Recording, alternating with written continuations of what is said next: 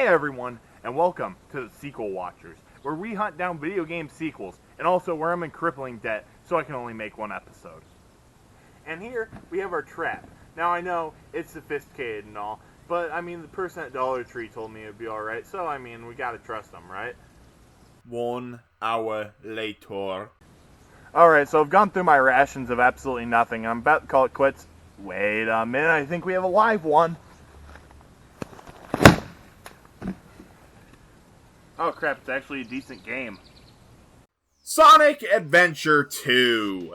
This game was the sequel to the Dreamcast bestseller Sonic Adventure, and also the last mainline Sonic game to be released on Sega hardware. The game went into production sometime in late 1999 after the release of the Dreamcast and Sonic Adventure. The game was being developed by Sonic Team USA and some members of Sonic Team from Japan.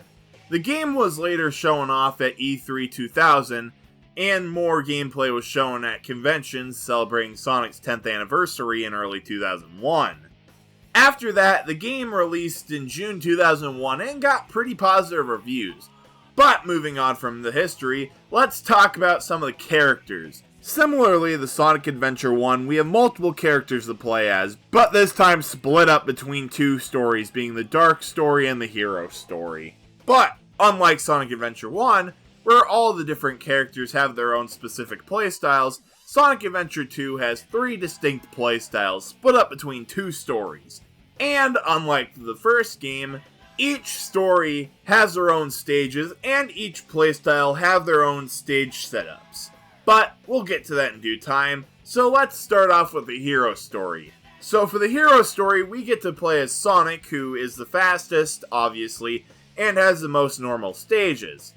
Then we also have Tails, who gets a mech for some reason, and who plays exactly like E102 Gamma from the first game, with his levels being more shooting based. And finally, we have Knuckles, who, like in the first game, has scavenger hunt type levels, but this time the levels are a lot bigger and accommodate his playstyle significantly better. Next, we have the Dark Story characters, who are basically the same as the Hero Story characters. We have the introduction of 2 new characters, being Shadow and Rouge, who play similar to Sonic and Knuckles respectively. And then we have the introduction of Eggman as a playable character, who plays very similar to Tails. And now that we've discussed the characters, let's talk about the stages. And, oh my god, there's a lot of them.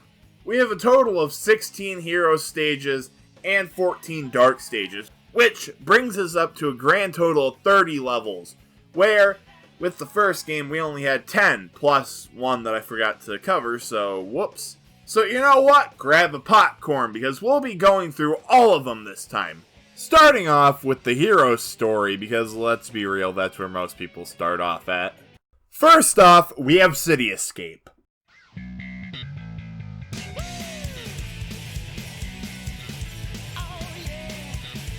Oh man, this is a good stage. And it's the first one in the game. You have this awesome song playing in the background as you're using part of a helicopter to snowboard down the street, and it just feels so cool. You also get to grind down a bunch of rails during the stage as well.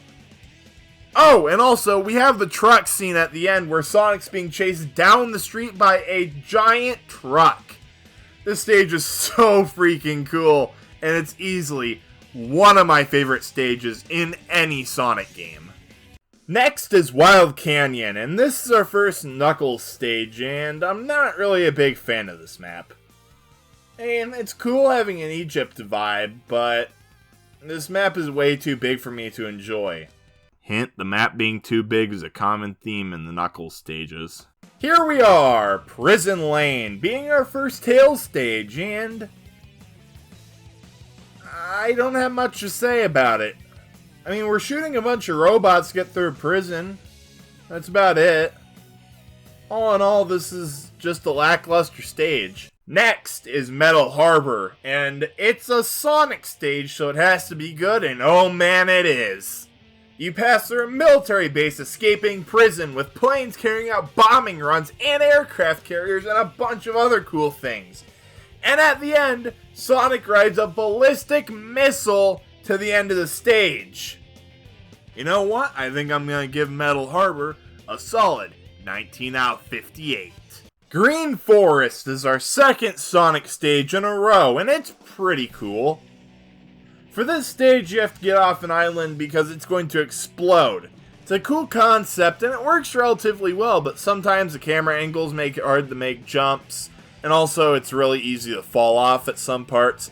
Though I did enjoy it, and it did remind me of the first stage of Sonic 3. In Pumpkin Hill, we're back to playing as Knuckles for probably what is his best stage. The stage is massive and designed with pumpkins everywhere, and it's really cool to look at.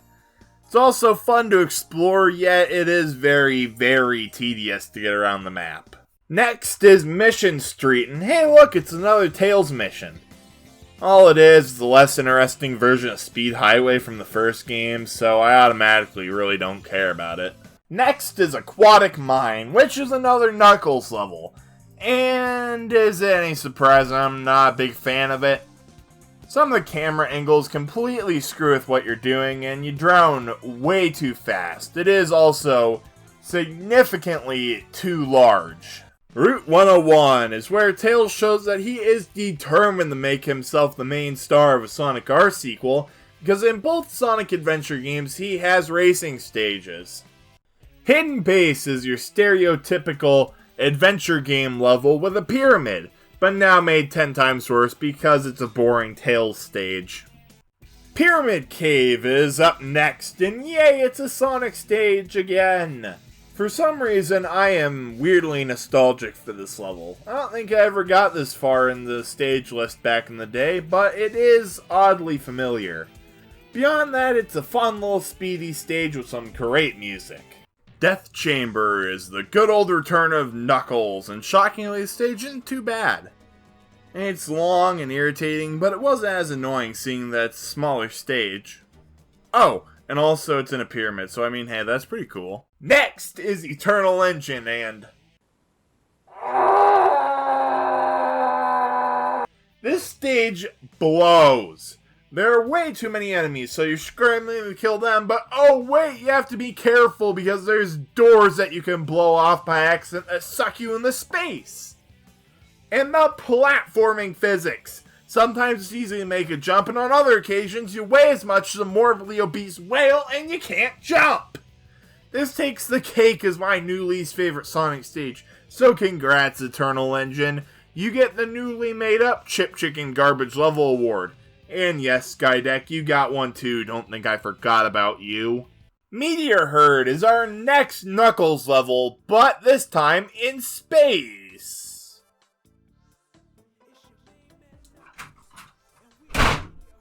Crazy Gadget is the return of Sonic, yay, but the level isn't good, boo. These space levels just need to stop. All three so far had the worst camera angles than any other stage in the game. And also, Crazy Gadget looks super similar to Eternal Engine, so I'm already having PTSD, but when the gravity changes, this level just turns into bad camera angles and controls the game.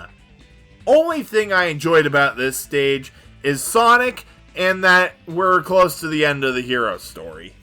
And our final hero story stage is the appropriately named Final Rush. And this stage is pretty cool. For the majority of the stage, you're grinding down rails in outer space, and I don't think I have to say anything else because that is pretty cool. Though, one nice thing about the stage is that it is hard because it feels like it was designed to be hard, unlike the last three stages that felt hard because of bad controls and camera issues. The difficulty of the stage feels fair, and that is one of the things I like about it. The other parts, grinding down rails in outer space, because let's be real, that is pretty cool.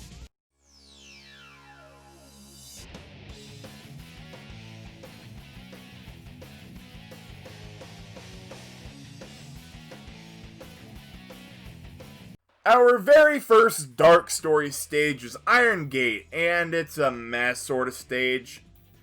You play as Eggman, so that means I'm automatically not a big fan of the stage, but it just doesn't do much to stand out, which is very odd, seeing that's the very first stage of the Dark Story. Dry Lagoon is the introduction of Rouge, and she plays identically to Knuckles, so I'm automatically not a big fan.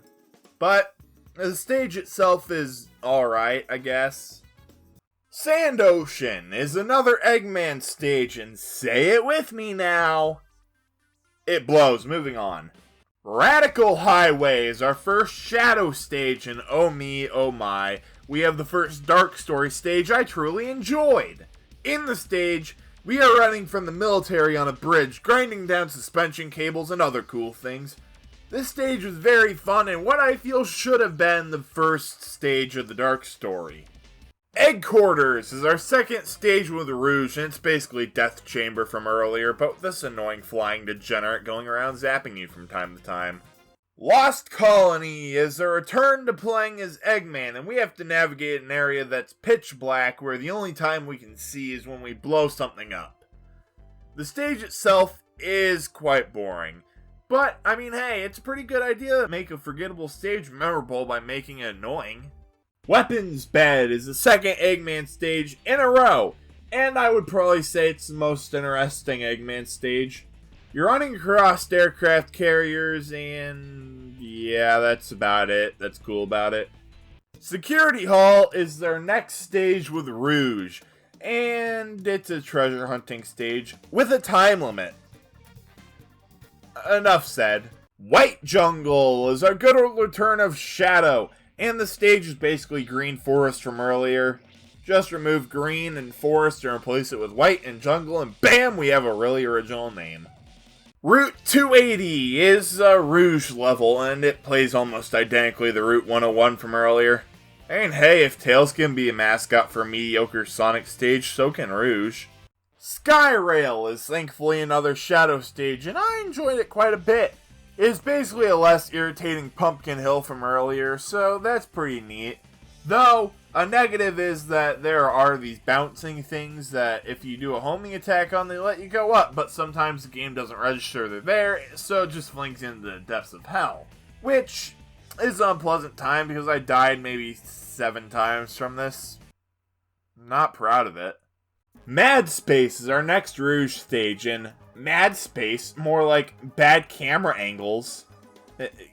Get it? Because you can't see in the stage, just like how you can't see the humor in that joke. Moving on. Cosmic Wall is our final Eggman stage, and it is extremely lackluster. I don't really know what I expected from the stage, but it definitely wasn't that half the stage was going to be an on-rail shooter, and the other half was just very simple platforming with some light anti-gravity stuff sprinkled in. Final Chase is our final stage, and we get to play as Shadow, and oh my god, this stage sucks. A whole lot of this stage is just screwed up. So, to start it off, let's talk about these tubes of death. I have died because of these things more than I have died by anything else in the game. Sometimes these things launch you into space, and other times Shadow starts having a seizure and gets himself stuck inside of them. Another thing is these blue slime boys.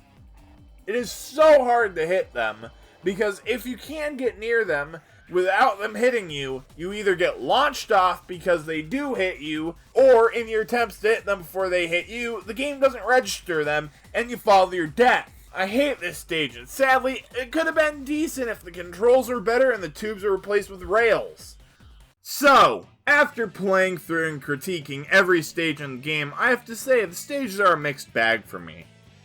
I can only say I truly enjoyed around 9 out of the 30 stages. Some of the stages had neat concepts like Meteor Herd and Hidden Base, but they were just ruined by the playstyles within them. But sadly, a lot of these stages are just boring and forgettable. Though, the nice thing is, there are only around 2 stages I truly despise, being Eternal Engine and Final Chase. But, to wrap this part up, I will ask myself, what was my favorite stage of Sonic Adventure 2? And the answer is... City Escape. Does that surprise anybody? Now that we're done discussing the stages, we can talk about the story of the game, and shockingly, the story is front and center, and also understandable in this game, unlike a lot of other Sonic games. But, here we go, the story of Sonic Adventure 2. Take it away, me. So, Eggman goes to space and finds Shadow, who is supposedly the ultimate life form. Shadow then goes to Earth, steals a Chaos Emerald, and escapes the military. Then Sonic is arrested because the military can't tell the difference between a black and a blue hedgehog. Then Sonic tries to escape but's locked up again, but then escapes because Tails and Amy break him out. Why did no security show up? Who cares? It's a story about a blue hedgehog. Moving on. But Shadow, Eggman, and Rouge are trying to steal Chaos Emerald. Oh yeah, I forgot to mention Rouge showed up. But then they blow up an island, and Sonic, Tails, Amy, and Knuckles go to space. Oh, I forgot to mention Knuckles also shows up. Then Sonic blows up a massive space laser of Eggman's I didn't mention, and then he becomes friends with Shadow, and they both fight a giant space lizard. After that, Shadow, dies, and everything's alright. Yeah, don't worry, I'm confused as well. Alright, wrapping everything up, let's discuss the two optional modes of the game, being multiplayer and the Chow World. First off is the multiplayer, and, it's pretty cool. I don't really have much else to say about it, though. Think of this as a more robust version of the two-player from Sonic 2 on the Sega Genesis. You know, if anyone actually played that. And our other mode is the Chow World, and I'm still confused about all this Chow stuff. You can still transfer your Chow onto your VMU and stuff like that, but hey, I figured out how to enter my Chow into a race. Have you ever popped in a game and gone, I'm gonna bet on a child race? Yeah, that's the Chow races for you. So after the Dreamcast had a little bit of PlayStation 2 induced death, Sonic Adventure 2 did a little bit of moving around. First off, it was ported to the Nintendo GameCube in 2002, donning the tagline of Battle. And in a weird twist of fate, after Sonic had been created to destroy Nintendo, Sonic Adventure 2 had become one of the GameCube's biggest games by the end of its life cycle. With this port, you can have Chows on your GBA, play with better graphics, and also have a bunch of new things unlocked for multiplayer, including characters and maps. And then, Sonic Adventure 2 was ported to the PS3, Xbox 360, and PC in 2012. And basically, I don't really have to say anything else because it's Sonic Adventure 2 Battle again, but now on your PlayStation 3 and Xbox 360 and also PC. So that was a fun time. Sonic Adventure 2 is a fun and memorable game. Now, do I think it was a good game for Sega to leave the hardware business on? Yes, I think it was.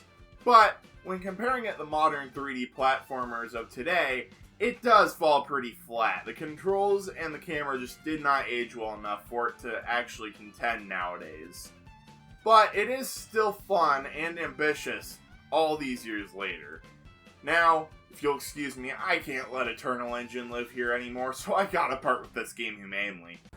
Be gone, demon.